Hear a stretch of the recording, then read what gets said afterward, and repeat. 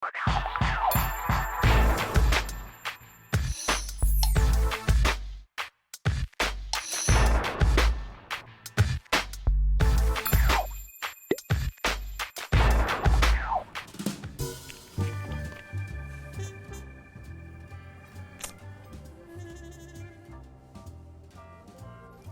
लिख रही हो? फिर काट रही हो?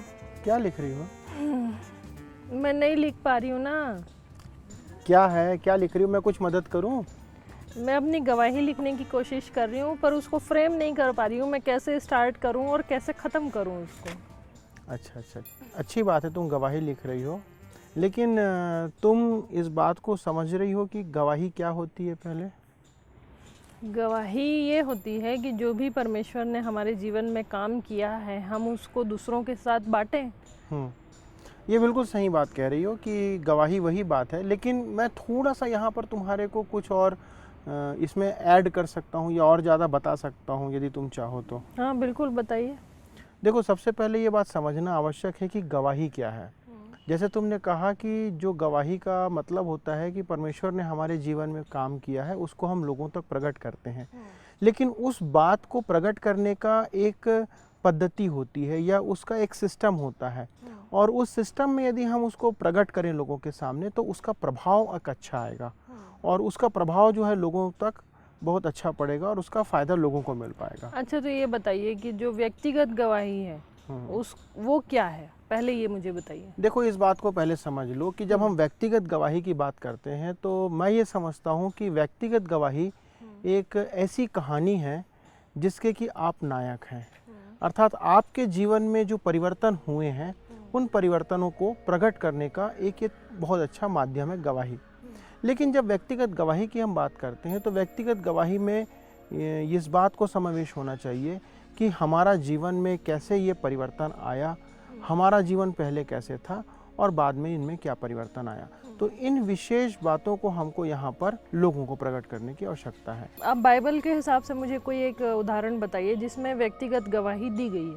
पहले इस बात को जान लो कि जो गवाही है वो एक ऐसा वक्तव्य है हमारे जीवन का, ये एक ऐसा कथन है जो कि हम कहीं भी दे सकते हैं, और इसकी विशेषता ये होती है कि हम चाहे वाद विवाद हो रहा है वहाँ भी अपनी गवाही दे सकते हैं। 2 से 5 मिनट के अंदर अपनी पूरे जीवन की कहानी हम लोगों को बता सकते हैं और इस बात को प्रकट कर सकते हैं कि हमारे जीवन में एक सच्ची घटना जो घटी है जिसके द्वारा से हमारे जीवन में एक परिवर्तन आया है, वो परिवर्तन को प्रकट करने का एक बहुत ही सशक्त माध्यम है।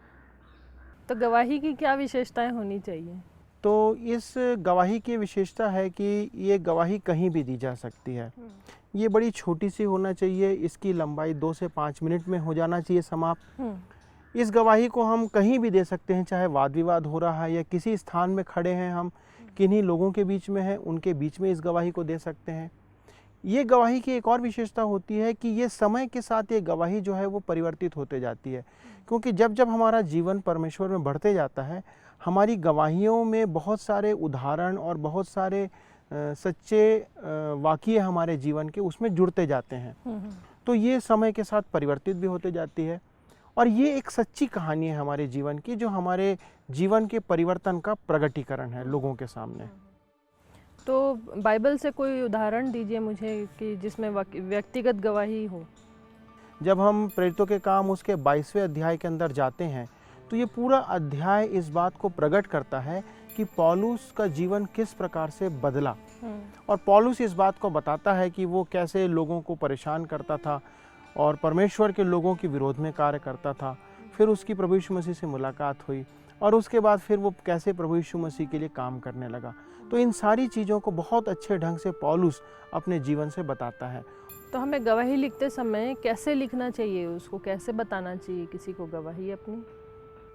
जब हमें अपनी गवाही लिखना है तो इस बात को हमेशा ध्यान रखना चाहिए, जैसे पौलुस के जीवन में, पौलुस जब उसके जीवन का उदाहरण हम देखते हैं तो पौलुस ने करीब 3 बार अपनी गवाही दी है जो कि उसके पत्रों में लिखी गई है, और इन तीनों जगहों पे जब वो गवाही देता है तो वो इस बात को प्रकट करता है कि पौलुस का जीवन परमेश्वर से या प्रभु यीशु मसीह से मुलाकात के पहले कैसा था। यदि हम 22वें अध्याय को देखेंगे प्रेरितों के काम, तो उसका 1 से 5 में वो इस बात को बताता है कि मैं पहले कैसा था, लोगों को सताता था, परमेश्वर के विरुद्ध काम करता था, ये सब बताता है। उसके बाद जब हम उसके 6वें वचन से लेकर 11वें वचन तक देखते हैं 22वें अध्याय के, तो वहाँ पर वो बताता है कि कैसे उसका जीवन परिवर्तित हुआ, कौन सी घटना थी जिसने प्रभु यीशु मसीह के जो उससे मुलाकात हुई उसके द्वारा से उसके जीवन में परिवर्तन आया। उसके उपरांत वो इस बात को प्रकट करता है 12वें वचन से लेकर के 21 वचन तक देखेंगे यदि, तो वहाँ पर वो कहता है कि कैसे अब मैं परमेश्वर के लिए काम करता हूँ, कैसे मुझे परमेश्वर ने अधिकार दिया है और मुझे क्यों परमेश्वर ने इस कार्य को करने के लिए भेजा है, तो अब मैं क्या कर रहा हूँ, इस बात को प्रकट करता है।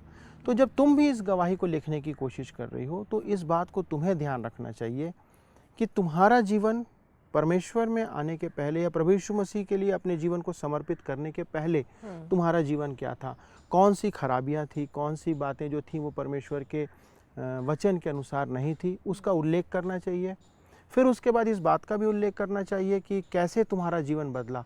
हो सकता है कि ये जीवन बदलने का जो प्रक्रिया है, इसमें तुम्हारे जीवन में कोई ऐसा वचन काम किया हो या किसी सभा में तुम्हारे जीवन में ये वचन काम किया हो, तो कोई से भी आपके जीवन की कोई घटना हो सकती है, प्रभाव पड़ा। हाँ, और उसके उपरांत आपने अपने जीवन में क्या परिवर्तन लाया, और ये जो परिवर्तन लाया है आपने, उस परिवर्तन को आगे आप कैसे चला रहे हो, या उस परिवर्तन के उपरांत आप परमेश्वर के लिए अब क्या कर रहे हो। क्योंकि यदि आपके जीवन में परिवर्तन आया है और आप परमेश्वर के लिए कुछ कर नहीं रहे हो, तो वो गवाही जो है वो अधूरी लगेगी। तो हमें इन 3 मुख्य बातों का ध्यान रख करके आगे बढ़ना चाहिए। तो अब एक मेरे को फाइनल बताइए, कैसे लिखना है। जब व्यक्तिगत गवाही को लिखने की बात आती है, तो तुमको इस बात को देखना पड़ेगा कि तुमने जब प्रभु को ग्रहण किया उसके पहले तुम्हारा जीवन कैसा था, तुम्हारे जीवन में कौन सी ऐसी बातें थी जो परमेश्वर के वचन के अनुसार नहीं थी। और जिस दिन तुमने प्रभु को ग्रहण किया उसका कारण कोई भी हो सकता है किसी सभा में परमेश्वर के वचन ने तुमसे बात किया, हो सकता है कि चर्च में बैठे बैठे किसी वचन ने तुम्हें प्रेरित किया, हो सकता है कि कोई बीमारी या कोई पारिवारिक परिस्थिति ऐसी रही हो जिसके कारण से तुम्हारा मन टूटा और परमेश्वर ने उस समय तुम्हें तसल्ली दी और अपने वचन के द्वारा से बातें की। तो ऐसा कोई भी एक महत्वपूर्ण बात हुई होगी तुम्हारे जीवन में, जिस दिन प्रभु ने की आत्मा ने, परमेश्वर की आत्मा ने तुम्हारे हृदय को छुआ होगा और तुम्हारे अंदर एक परिवर्तन लाया होगा। वो वाकया जो है, वो इंसिडेंट को हमको लिखना है। और इसके बाद तुम्हारे जीवन में अब क्या परिवर्तन आया, तुमने कौन सा बुरा काम बंद कर दिया, और उसके बाद अब तुम परमेश्वर के लिए क्या क्या कर रही हो।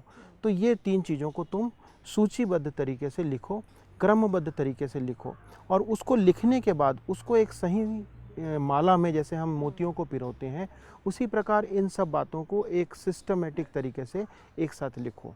अगर ऐसा हो कि किसी ने छोटी उम्र में ही प्रभु यीशु को ग्रहण कर लिया है, कोई आश्चर्यजनक घटना उसके जीवन में नहीं हुई, तो वो कैसे लिखेगा, वो कैसे बताएगा? देखो, ये एक बहुत ही अच्छा प्रश्न है जो कि जिससे कि बहुत सारे मसीही लोग अक्सर जीवन में जूझते रहते हैं। क्योंकि जैसी जीवन में घटना पौलुस के हुई कि प्रभु यीशु मसीह से मुलाकात हुई, उसके आंखें अंधी हो गई, फिर उसके बाद हनन्याह नाम एक व्यक्ति उसके लिए प्रार्थना करता है, आंखों से छिलके गिरते हैं, तो ये एक बहुत ही महत्वपूर्ण घटना उसके जीवन में घटी। लेकिन बहुत सारे मसीहियों के लिए ये घटना नहीं होती हैं।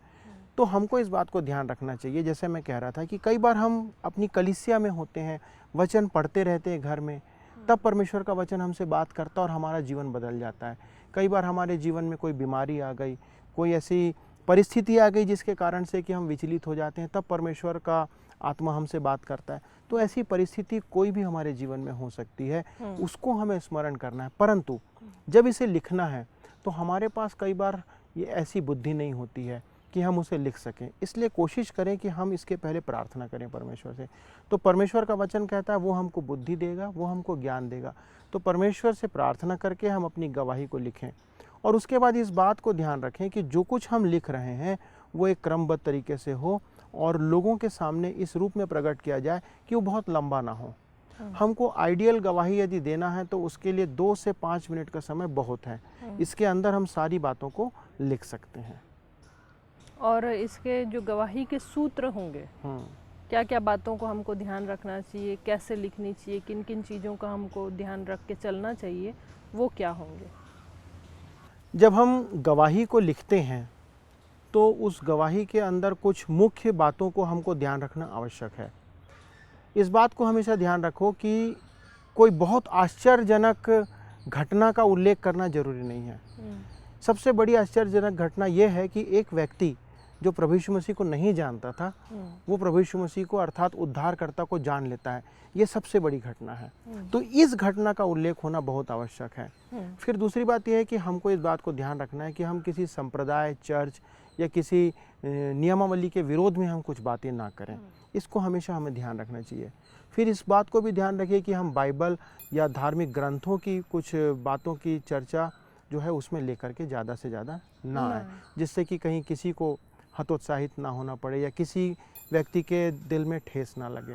फिर इस बात को भी हम ध्यान रखना चाहिए कि हम गवाही ऐसे लिखें जैसे कि हम किसी मित्र से बात कर रहे हैं। हम कोई लंबे भाषण के रूप में उसे ना लिखें, परंतु ऐसे लिखें कि हम अपने जीवन की कहानी अपने किसी मित्र को बता रहे हैं, बहुत सरल और बहुत ही आसान शब्दों के अंदर, क्योंकि यदि ये कठिन होगा तो लोगों को समझना मुश्किल हो जाएगा। इस बात को भी हमेशा ध्यान रखना चाहिए कि सदा हमें शुरुआत से लेके अंत तक एक सकारात्मक रवैया अपना के रखना। नकारात्मक नहीं रहना। हाँ। नहीं तो जो एनर्जी जो या जो बातें बाहर जाएगी वो भी नकारात्मक जाएंगी। हाँ, इस बात को हमेशा ध्यान रखना चाहिए। और इस बात को और उसमें जोड़ना आवश्यक होगा कि जो कुछ भी हम करें वो परमेश्वर की महिमा के लिए करें। क्योंकि यदि हम अपनी गवाही इस बात के लिए दें कि हम वो महिमा अपने आप को दें या हम अपनी ये महिमा उस व्यक्ति को दें जिसने हमारे लिए प्रार्थना की और हम चंगे हो गए, तो ये गलत हो जाएगा। हमारी गवाही का उद्देश्य ये होना चाहिए कि हमारी गवाही से दूसरे व्यक्ति आशीषित हो। पहली बात इस बात को ध्यान रखना चाहिए कि दूसरा व्यक्ति ये समझ जाए कि हमारे जीवन में क्या परिवर्तन हुआ है। और तीसरी बात ये ध्यान रखना चाहिए कि जब हम गवाही देते हैं तो इसमें महिमा परमेश्वर को मिले। क्योंकि मैं बहुत सी बार देखता हूँ कि जब लोग गवाही देते हैं तो वो अपने आप को हाईलाइट करते हैं, अपने आप को बड़ा बनाते हैं या अपने किसी प्रचारक को, अपने पास्टर को महिमा देने लगते हैं। तो ये चीज़ें गलत हैं। गवाही परमेश्वर की महिमा के लिए है। और एक अंतिम बात हमेशा ध्यान रखना चाहिए कि लोग मेरे जीवन को जानते हैं, लोग तुम्हारे जीवन को जानते हैं और वो जानते हैं कि तुम्हारा जीवन कैसा था और तुम्हारा जीवन अब कैसे बदल गया। तो ना केवल जो हमारे कथनों में गवाही है, परंतु वो गवाही हमारे कार्यों में दिखनी चाहिए। एक बार और इन बातों को दोहरा ले ताकि मैं इन सब बातों को याद रख सकूं। ठीक है। एक गवाही हम मसीह व्यक्ति की कहानी है कि उसने कैसे एक व्यक्तिगत तरीके से प्रभु यीशु को जाना और कैसे उसके जीवन में बदलाव आया। एक व्यक्तिगत गवाही में 3 विषयों की रूपरेखा होनी आवश्यक है। आपका जीवन प्रभु यीशु को ग्रहण करने से पहले कैसा था, आपने प्रभु यीशु मसीह को अपने उद्धारकर्ता के रूप में कब जाना और प्रभु यीशु को ग्रहण करने के बाद आपके साथ क्या हुआ। और गवाही के बारे में जो हमने सिद्धांतों के ऊपर बात करी है उनका होना आवश्यक है।